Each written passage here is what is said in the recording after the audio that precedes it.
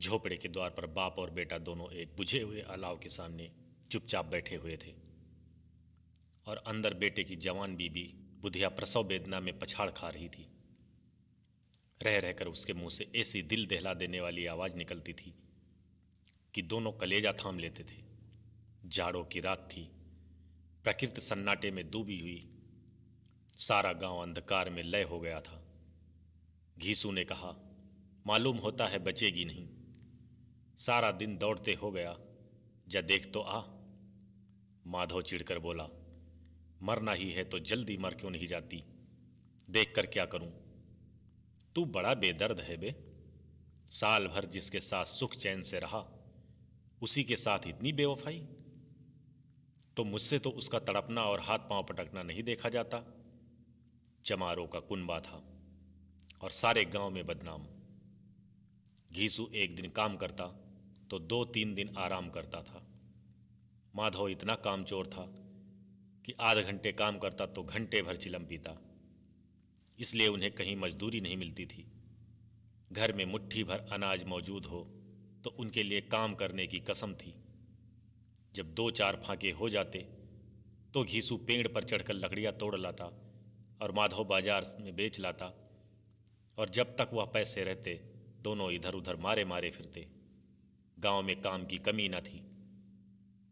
किसानों का गांव था, मेहनती आदमी के लिए 50 काम थे, मगर इन दोनों को उसी वक्त बुलाते जब 2 आदमियों से एक काम का काम पाकर भी संतुष्ट कर लेने के सिवा और कोई चारा न होता था। अगर दोनों साधु होते तो उन्हें संतोष और धैर्य के लिए संयम और नियम की बिल्कुल जरूरत न होती। यह तो इनकी प्रकृति थी। विचित्र जीवन था इनका। घर में मिट्टी के 2-4 बर्तन के सिवा कोई संपत्ति नहीं थी।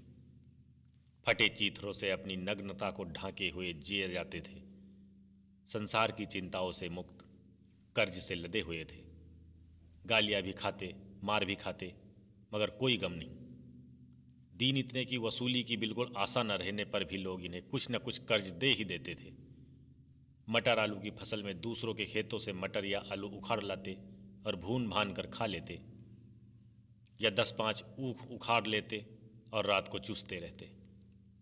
घीसू ने इसी आकाश वृत्ति से 8 साल की उम्र काट दी और माधव भी सपूत बेटे की तरह बाप ही के पद चिन्हों पर चल रहा था, बल्कि उसका नाम और भी उजागर कर रहा था।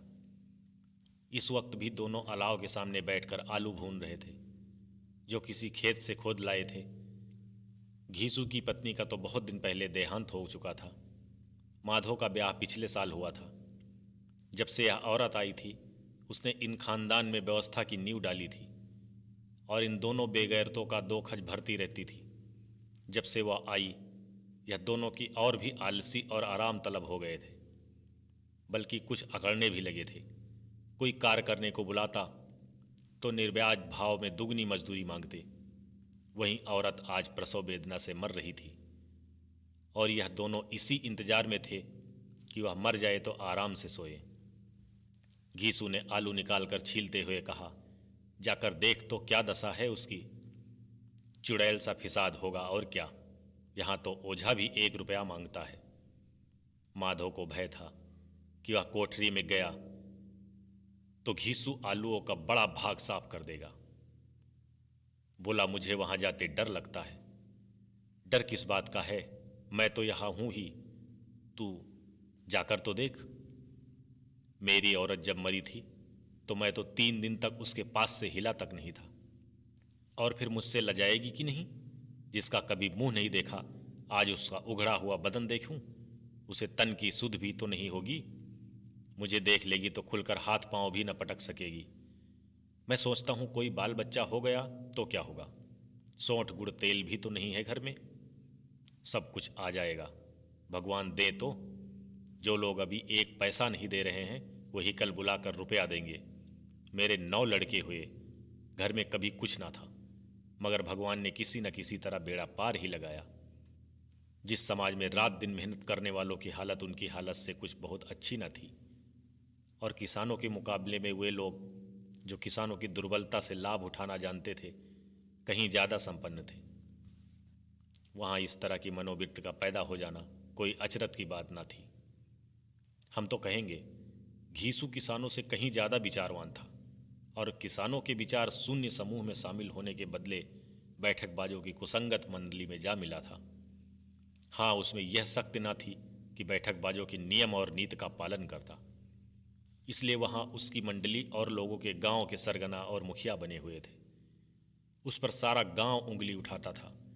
फिर भी उसे यह तकसीन तो होती थी कि अगर वह फटे हाल है तो कम से कम उसे किसानों से जी तोड़ मेहनत तो नहीं करनी पड़ती और उसकी सरलता और निरीहता से दूसरे लोग बेजा फायदा तो नहीं उठाते। दोनों आलू निकाल निकाल कर जलते जलते खाने लगे। कल से कुछ नहीं खाया था। इतना सब्र न था कि ठंडा हो जाने दें। कई बार दोनों की जवानें जल गई। छिल जाने पर आलू का बाहरी हिस्सा जवान हलक और तालू को जला देता था और उस अंगारे को मुंह रखने से ज़्यादा खैरियत इसी में थी कि वह अंदर पहुंच जाए। वहां उसे ठंडा करने के लिए काफ़ी सामान थे, इसलिए दोनों जल्द जल्द निकल जाते थे। हालांकि इस कोशिश में उसकी आंखों से आंसू निकल आते।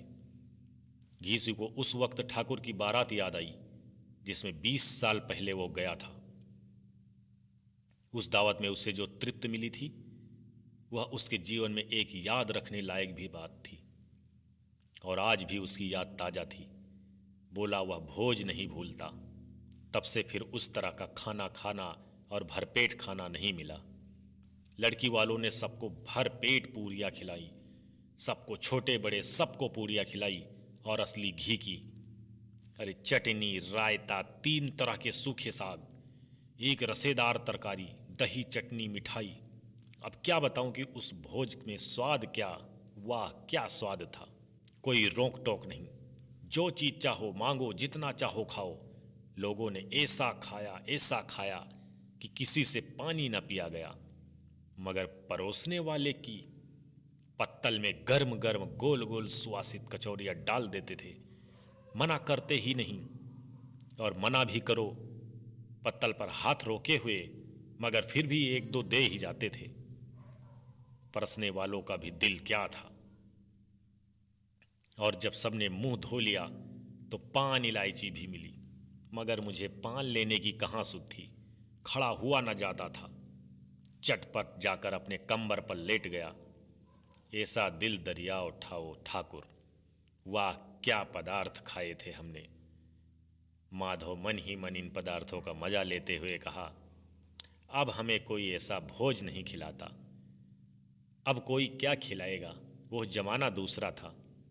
अब तो सबको किफ़ायत सूझती है। शादी ब्याह में मत खर्च करो, क्रियाकर्म मत खर्च करो। पूछो गरीबों का माल बटोर बटोर कर कहाँ रखोगे। बटोरने में तो कमी नहीं है, हाँ खर्च में किफ़ायत सूझती है। तुमने एक 20 पूरियां खाई होगी, 20 से ज़्यादा खाई थी। मैं 50 खा जाता, 50 से कम मैंने न खाई होंगी। अच्छा पका था। तू तो मेरा आधा भी नहीं है। आलू खाकर दोनों ने पानी पिया और वहीं अलाव के सामने अपनी धोतियाँ ओढ़कर पांव पेट में डाले सो रहे, जैसे 2 बड़े अजगर पेंडुलियाँ मारे पड़े हों। और बुधिया अभी तक कराह रही थी। सवेरे माधव ने कोठरी में जाकर देखा तो उसकी स्त्री ठंडी हो गई थी। उसके मुंह पर मक्खियाँ भिनक रही थी। पथराई हुई आंखें ऊपर टंगी हुई थी। सारी देह धूल से लथपथ हो रही थी। उसके पेट में बच्चा मर गया था। माधव भागा हुआ घीसू के पास आया। फिर दोनों जोर जोर से हाय हाय करके छाती पीटने लगे। पड़ोस वालों से यह रोना धोना सुना तो दौड़े हुए आए और पुरानी मर्यादा के अनुसार अभागों को समझाने लगे। मगर ज़्यादा रोने पीटने का अवसर न था। कफन की और लकड़ी की फिक्र करनी थी। घर में तो पैसा इस तरह गायब था जैसे चील के घोंसले में मांस। बाप बेटे रोते हुए गांव के जमींदार के पास गए। वह इन दोनों की सूरत से नफरत करते थे। कई बार इन्हें अपने हाथों से पीट चुके थे। चोरी करने के लिए, वादे पर काम ना आने के लिए। पूछा, क्या है बे घिसुआ, रोता क्यों है? अब तो तू कहीं दिखलाई भी नहीं देता। मालूम होता है इस गांव में नहीं रहना चाहता। घीसू ने जमीन पर सिर रखकर आंखों में आंसू भरे हुए कहा, सरकार बड़ी विपत्ति में हूं। माधव की घरवाली रात को गुजर गई है। रात भर तड़पती रही। सरकार हम दोनों उसके सिरहाने बैठे रहे, दवा दारू जो कुछ हो सका सब कुछ किया, मगर वह हमें दगा दे गई। अब कोई एक रोटी देने वाला भी नहीं रहा। मालिक तबाह हो गए हम, घर उजड़ गया। आपका गुलाम हूँ, अब आपके सिवा कौन उसकी मिट्टी पार लगाएगा। हमारे हाथ में तो जो कुछ था वह सब तो दवा दारू में उठ गया। सरकार की ही दया होगी तो उसकी मिट्टी उठेगी। आपके सिवा किसके द्वार पर जाऊं। जमींदार साहब दयालु थे, मगर घीसू पर दया करना काले कम्बल पर रंग चढ़ाना था। जी में तो आया कह दे, चल दूर हो यहाँ से। यूं तो बुलाने से नहीं आता, आज जब गरज पड़ी है तो आकर खुशामद कर रहा है। हरामखोर कहीं का बदमाश, लेकिन यह क्रोध या दंड देने का अवसर न था। जी में कुड़ते हुए 2 रुपए निकाल कर फेंक दिए, मगर सांत्वना था, एक शब्द भी मुंह से न निकला। उसकी तरफ ताका तक नहीं, जैसे सिर का बोझ उतारा हो। जब जमींदार साहब ने 2 रुपए दिए तो गांव के बनिए महाजनों को इनकार करने का साहस कैसे होता।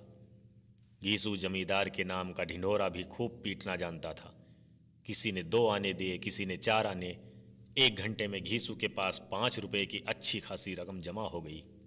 कहीं से अनाज मिल गया, कहीं से लकड़ी, और उधर से घीसू और माधो बाजार से कफन लाने चले। इधर लोग बांस वांस काटने लगे। गांव की नर्म दिल स्त्रियां आकर लाश को देखती और उसकी बेवकसी पर 2 बूंद आंसू गिराकर चली जाती थी। बाजार में पहुंचकर घीसू बोला, लकड़ी तो उसे जलाने भर को मिल गई है, क्यों माधो। माधो बोला, हाँ लकड़ी तो बहुत है, अब कफन चाहिए। तो चलो कोई हल्का सा कफन ले लेते हैं। हाँ और क्या, लाश उठते उठते रात हो जाएगी। रात को कफन कौन देखता है। कैसा बुरा रिवाज है कि जिसे जीते जी तन ढकने को चीथड़ा भी ना मिला, उसे मरने पर नया कफन चाहिए। कफन लाश के साथ जल ही तो जाता है, और क्या रखा है। यही 5 रुपए पहले मिलते तो कुछ दवा दारू ले लेते। तो दोस्तों, आगे की कहानी के लिए कृपया हमारे वीडियो का दूसरा भाग देखें और चैनल को सब्सक्राइब कर लें। वीडियो पसंद आए तो वीडियो को लाइक करना। दोस्तों, यह मुंशी प्रेमचंद द्वारा लिखित कफन कहानी का पहला भाग है। कृपया दूसरा भाग भी सुनकर जाएं। बहुत ही अच्छी रोमांचिक कहानी है। एक गरीब के दास्तां है, गरीब कह लो या फिर उन्हें आलसमंद, हरामखोर, कुछ भी कह लो आप, लेकिन ये कहानी बहुत ही मज़ेदार है। मुंशी प्रेमचंद द्वारा लिखित है ये कहानी। तो चलिए दोस्तों, मिलते हैं दूसरे भाग में। तब तक के लिए आपका धन्यवाद। जय श्री राम।